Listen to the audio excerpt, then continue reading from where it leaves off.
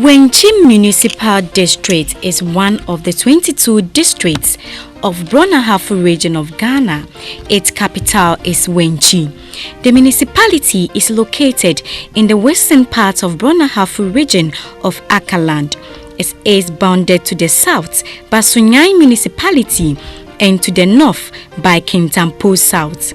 The majority of the people in the municipality derive their livelihoods mainly from the environment, thus the land for farming, animal husbandry and settlement. This is Wenchi Methodist Hospital. It was established in 1955 through the joint efforts by the chiefs and people of the town. The facility started as a dressing station in a small apartment at the current vicinity of the Wenchi police station. Wenchi Hospital is a referral center serving 18 other health facilities, including clinics, health centers, among others. Some health posts in the southern part of the northern region also refer cases to the hospital, while some traditional birth attendants do same. The hospital cares for people most commonly suffering from malaria, malnutrition, pneumonia, hepatitis, tropical ulcers, typhoid fever, pregnancy complications, among others. Over the years, the hospital has received support from individuals, the government and partners abroad. Despite its numerous challenges, the hospital is poised to deliver quality health care to the people of Wenchi and its environs. About 17 years ago, I accepted the challenge thrown to me by the church to come over to help rebuild the broken walls of Wenchi Methodist Hospital. I've tried to quote exactly what the then president of conference told me in the person of Most Reverend Dr. Samuel Asante. I was at that time working at Agogo Presbyterian Hospital. And so you can imagine the kind of dilemma I found myself in, leaving a 250-bed capacity hospital, well established, to a nearly collapsed Methodist hospital at that time. Indeed, I must add that before I was brought here, the president of conference, the Irish Methodist Conference, had been here to see the situation. And so when he met me at the conference at Cape Coast, he just prayed for me and said he wished me well. And I still remember that emotional prayer he said for me, that go in the strength of the Lord, and we do pray and trust that the good Lord will see you through. So I accepted the challenge, and we came down on the 20th of September 1997. Indeed, it was a big challenge when we got here. But trusting the Lord as the one who is able to turn impossibilities to possibilities, we rather found that the disappointment here could become a blessing in disguise. So we used them as opportunities, and we started praying and sending pictures of the horrible situation attached to our proposals to partners in Ireland, in Holland, and in Britain. And I must add that we started having favorable responses. And so year on year, we saw the hand of the Lord moving. I must add that one of our partners in the Netherlands came here in November of the same year. And his question was, how can I help you? Unfortunately, I had been able to put together some strategic direction. So I gave him a copy and he took it away. The following year, Dr. Miller and the team also came from Ireland, and he was accompanied by Mr. Derrick and an electrician. He himself is an engineer. He came with one other electrician and about 3 other women who also came to interact with the clients and the nurses. Derrick's mission was to look at the engineering setup, the wiring, electrical works. Indeed, we saw that most of the wiring were over 30 years. And by all maintenance standards, If you had electrical wiring beyond 25 years and you didn't change it, they were susceptible to catching fire anytime. So he came with resources, he mobilized the local maintenance team, and they changed all the old electrical wires in the hospital. That was not the end of it all. They looked at the situation at the maternity ward. They went back, they mobilized resources. The following year that they came, we had a team renovating the old maternity ward and giving us beds, about 25 new beds. We've had a lot of support coming from them, from the Methodist Church Ireland, and then from the Dutch group also in the Netherlands, led by one Dr. Beltman, who also worked here between 1968 and 1973. Since leaving for the Netherlands, he's formed a foundation, and the foundation is called the Methodist Foundation for the Support of Wenchi Methodist Hospital. Every year he requests a project. We send the estimates and he mobilizes the fund to support. So in a nutshell, we started building. We've added on an eye clinic. We've renovated the maternity ward. Now we have a separate theater for maternity ward and a 50-bed capacity ward for maternity. We have also put up a new children's ward. It used to be a very small place, and we got funding from the Irish again, and we put up a new children's ward, which can now take about 20 of them. As we sit now, we are planning to expand it to about 50 because we still have a lot of children lying on the floor. Gradually, we added on to the project, and so we have refurbished our emergency department. If you walk down there as we did, you will see that from 6 beds, we now have 20 beds at the emergency department. And with that, the reason why we had to do so was that between Wenchi and Wa, a distance of 296 kilometers, a lot of cases used to be referred here when in event of accidents. And so we found the place very small, which didn't make it comfortable for doctors and the medical emergency team anytime there was a fatality. They needed to do triaging. That's a process where they will sort out those who are seriously injured and those whose condition could be kept for a while as they attended to the more critical ones. So we put up a proposal to the Christian Health Association of Ghana, and they ably supported us to the tune of 60,000 Ghana cedis, even though we had expected 120 so that we could equip the place. But that was, it came in handy. It was very welcome. And so we have a refurbished and a newly renovated, expanded emergency and accident department. According to the administrator, the hospital acquired most of its facilities by collaborating with the Ministry of Health, Wenchi District Assembly, and individuals like Dr. Miller. In 2006, the hospital formed a partnership with Dr. Miller from Northern Ireland, who performs free vesico-vaginal fistula repair for women between March and April every year. This is the general female surgical ward. The women that we've been looking at, that I've operated on, have been women who have sustained trauma during childbirth. If you ask each of them, you'll find that they were in labour for maybe 2 or 3 days before they had their delivery. And during this time, with the head of the baby stuck down in the pelvis and not progressing, it caused a lot of damage, and it caused damage to the bladder and to the vagina, resulting in a hole between the bladder and the vagina following delivery. And following the delivery, they were left incontinent of urine, with urine leaking from the bladder through the fistula and into the vagina, and then leaking onto down their leg. And so some of them have spent maybe 20, 30 or even 40 years leaking urine all the time. So if you can imagine what that's like for someone who doesn't have running water, who doesn't have access to a shower or to disposable pads or anything like that, it means that you smell of urine all the time.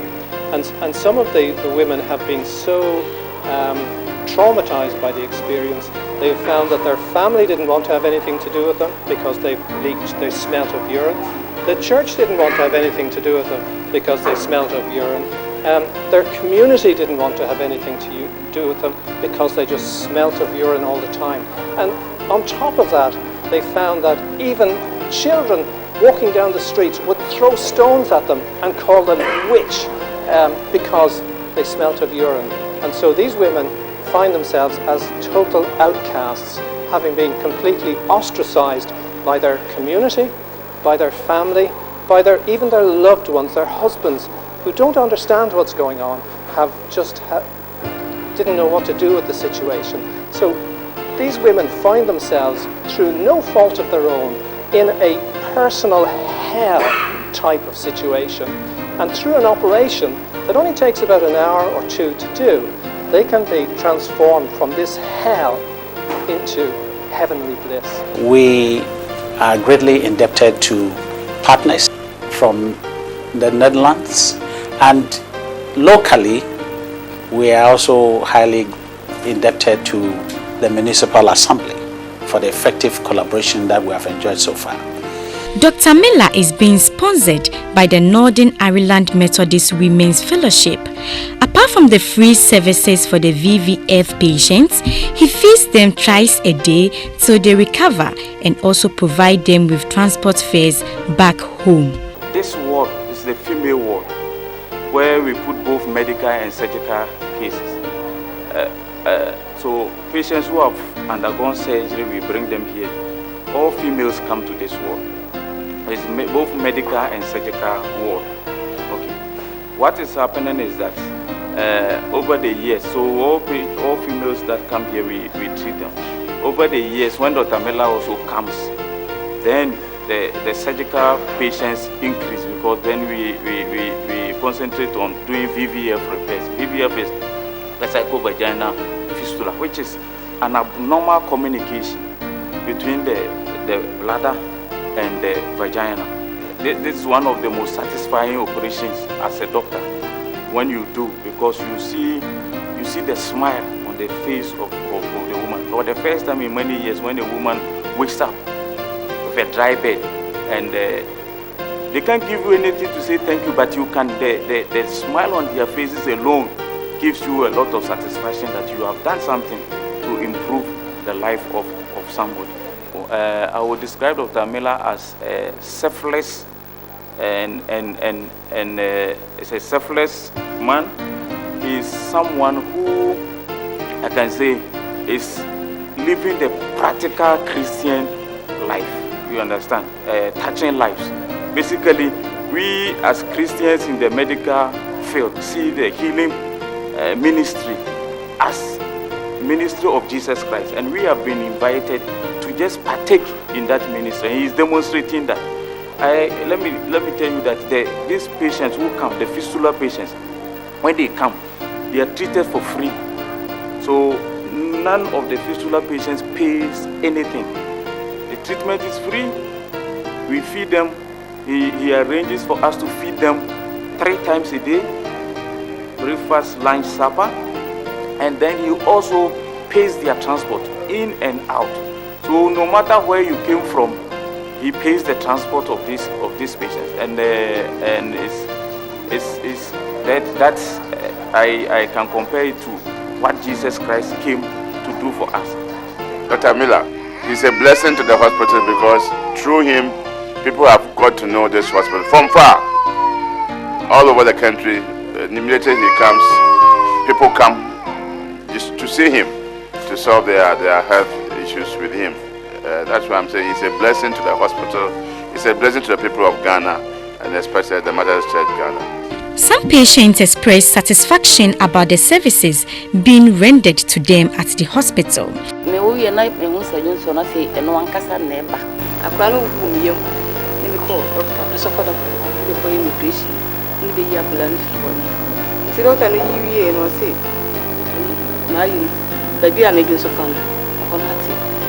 nti doctor bi firi abuchiri ya oba afibia oba nti se bi doctor no kan ya obeba omo na so nti omo na so amete sa doctor no kan na me dia ba na wa yi operation apam omo opam ya metina ayede aduso me yare jinso yare achepa na me ko treatment dodoma no chem say specialist bi wo Wenchi ha nti me mra ha me nya treatment wo mu na me nya sa ha no nti me ba yeso de se me hu se eye omo ye ni de nyame afo mo so ma nyame adom ba yeso wa ye ni yama se do so no me hu sa bi be me ha to me pa no se no krenso wa nya me hwe nya me tu ya ne admission fee ne yeso ojima ne ye da mase na mo fast da ma Dr. Miller ne ba yisenia kwa mo fast wa di e fe so mo ye de ne anopa awi animere keska nyina mo de mai we say we ti on sabako pe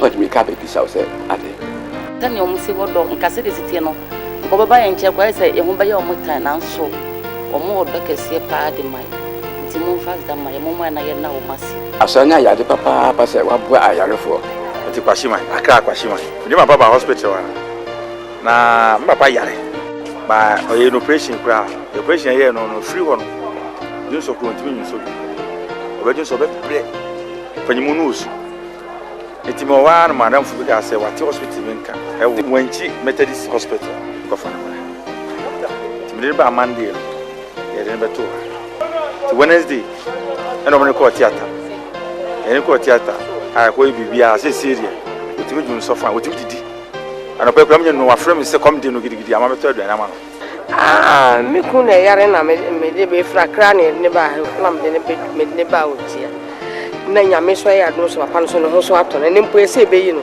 enti me ankasa fiti na last week am ba han ma bo mo abaso sa ase mata mi ku ayin na kan na me kan wo ase bo mo abaso yie pa se bedru ha no meni age mo ho pa nti am ba bia me bia me bo mo abaso ba bia me ko bia nse Yesu kan se wo ba no ba bia me gina bia mo so ba bia me ko bia no me kan mo ase. This is the new obstetrics theatre. The construction of this facility became necessary following the death of a pregnant woman who was rushed to the hospital with a protracted delivery and needed a surgical intervention. The whole building that we see here is a maternity unit, and we have various departments in the maternity unit. We have obstetric theatre, we have the lying-in ward, and then we have the labor ward where we deliver the baby. So let's get inside and then see what goes on inside. Here is gynecological theatre or obstetric theatre, and these are some of the staffs that work here. Mr. Ota Samuel and his colleague. These are up theatre. We do theatre, they session here by method. These are necessary. These are small thing where we keep our activity. We have the syringes, the face mask, and the glass. These are lights, our major lights. We have our resuscitation table here. These are theater table. We do you guys evacuation of the uterus. I want to make reference quickly to the obstetrics and gynecological theatre that we had first. It did happen that about 6 years ago, 6 years ago precisely, a woman who had protracted labor was rushed in from one of the villages. Unfortunately for her, when she was brought here and rushed to the theatre for cesarean session, the theatre, which has only one theatre table, was busy. And so they had to delay her for 5 minutes. And I regret to say that she did not last, because the doctor had just finished the case and was tied up. And when she finished and got out, the lady was gone. It was so pathetic. And so we capitalized on this disadvantaged situation. We put up a paper to the assembly in the form of a proposal stating our case through the Social Investment Fund, and we got funding for the construction of a separate theatre. The ministry also came in through the Ghana Health Service and gave us equipment. And so we continued in that collaboration. That same year, we had the assembly also giving us 6 units of nurses accommodation to beef up what we have. So currently we have over 40 of our staff who are accommodated in hospital cottages, including doctors. You also saw the story building that I showed you out there. We managed to put that up from the receipts that we have been receiving anytime Dr. Miller came to work. And we did that to be able to have something in memorial of him, such that one day when we are gone, our children and children's children can point to that block and say that once upon a time there was a man who selflessly devoted his life to the people of Ghana and in particular of Wenchi Methodist Hospital. So that block also was put up through the effort of Dr. Miller. Again, quite recently, the Assembly has also been able to support us in another bigger way. We've got 149,000 Ghana cedis to expand our maternity line in one.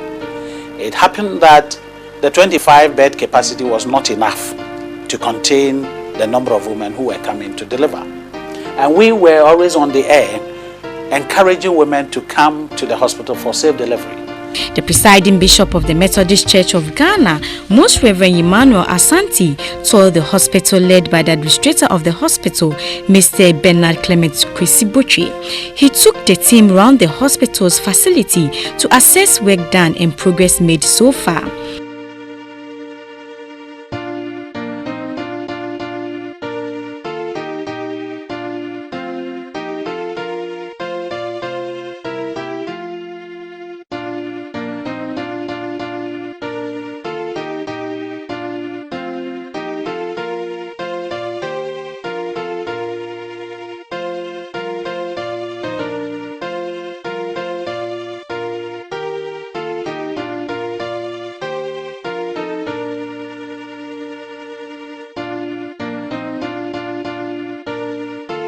Our location is so strategic that between here and Wa is a distance of 296 kilometers. And Wenchi and Wa are the only bigger facilities. And so within the stretch, any accident that is closer, the victims are first brought here. Okay. And the statistics show that the last count last year, we recorded 86 incidents of accidents involving 299 victims, and they were all rushed here. So when it does happen, triaging becomes difficult for the medical team. They can sort them out to see who is more seriously injured and other things. So we developed a proposal to the Christian Health Association of Ghana, or ACHA. Okay. And the total value was 120,000 dollars, but they were able to raise 60,000 dollars for the physical expansion. Okay. And so this is the output of the money we got. Okay. The challenge we are having now is to get cots for children. We cannot take 20 beds, but because we don't have the cots. Yeah. And we are told one cot costs 1.5 million. 1,000, yeah. That's what Ghanaians would understand. Yeah, that's right. Yeah. So those who are watching us, this comes to you as an appeal. You know, I mean, buying one cot for the emergency unit is doing the work of the Lord. And so we want to appeal to all our friends who can afford to think about this project and be part of it. You never know what will happen. Your own relative, your loved one, and above all, your countrymen, Ghanaians, will benefit from this. So we want to use this occasion to appeal to those who are watching. If you want to help us, just get in touch with the Methodist Church Ghana and write your check and say that this is designated for the project at Wenchi Hospital. And we will make sure that it is here. If you want to come to Wenchi to do the donation yourself to business entities, I'm appealing to you to come in and help.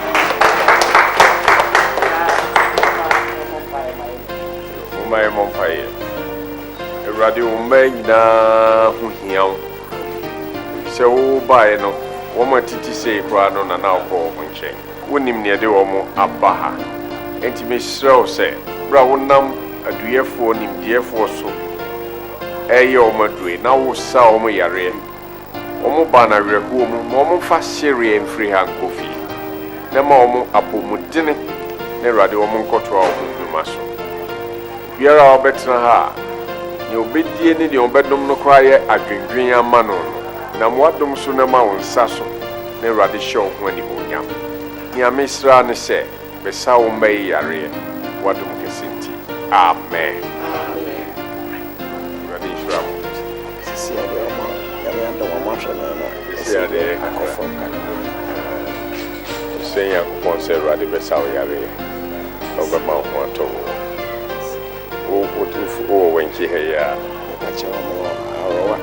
Arowa. Acha ekon acha. Yamana duro. Doctor Safia na kama. Obojo say ne doctor say ye juma. That's ya me besa ne yare wati bibi. Wali besa yare wati.